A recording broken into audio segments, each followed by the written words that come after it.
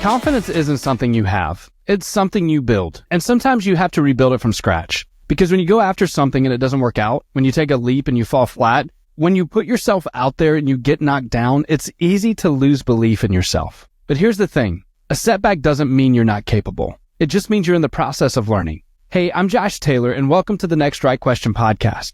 Today, we're talking about how to rebuild confidence after a setback, how to pick yourself back up, regain momentum, and move forward even when doubt is screaming at you to stop. Because if you've ever felt like failure shook your confidence, if you've ever wondered, can I really do this? If you've ever thought about giving up because it just feels too hard, this episode is for you. I wish I could tell you that I've always believed in myself, but I haven't. There have been, and there still are, plenty of times I've stepped into something new only to get knocked back. I've launched things that didn't take off. I've made decisions that didn't go as planned. I've put in the work only to feel like I was further behind than when I started. And in those moments, my confidence took a hit. I started second-guessing myself. I started wondering, maybe I'm not as good at this as I thought. Maybe I'm not cut out for this. Or maybe I should stop before I embarrass myself. And if you've ever been there, if you've ever had a moment where failure made you doubt everything, you know how heavy that feeling is. But here's what I know. If confidence was based on outcomes, I'd be screwed. I do marketing for a living. And let me tell you, not everything works. Sometimes the thing I'm sure is going to take off falls flat. Sometimes I put my best effort into something and it completely misses the mark. If my confidence came from always getting the result I wanted, I wouldn't make it very far. Because the truth is, confidence isn't built on success. It's built on resilience. It's not about how many times you win. It's about how many times you get back up. But let's talk about what happens when you don't get back up right away.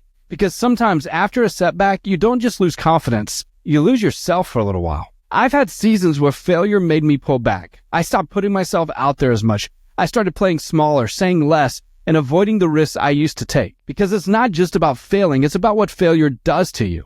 It makes you cautious, it makes you question yourself.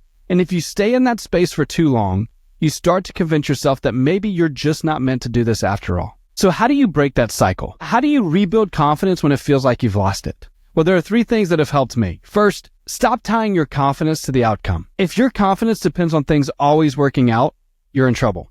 There are so many factors that you can't control. Markets shift. Clients change their minds. People react in ways that you didn't expect. Real confidence comes from knowing you can handle whatever happens next. I used to think confidence came from getting things right, but now I know it comes from knowing I'll be okay even if I don't. Second, focus on small wins. You see, big wins are built on small ones. The fastest way to rebuild confidence is to start stacking small victories. For example, if you're recovering from a setback in business, don't focus on rebuilding everything overnight. Start with one small action that moves you forward. Make one phone call, send one email, take one step forward. There was a time when I had a setback that made me question everything. I didn't even know where to start, so I set a goal to do one thing each day that moved me forward. That's it. Not 10 things, not a huge leap, just one thing. And slowly I started to feel like myself again. And then third, separate your failure from your identity. So you failed at something.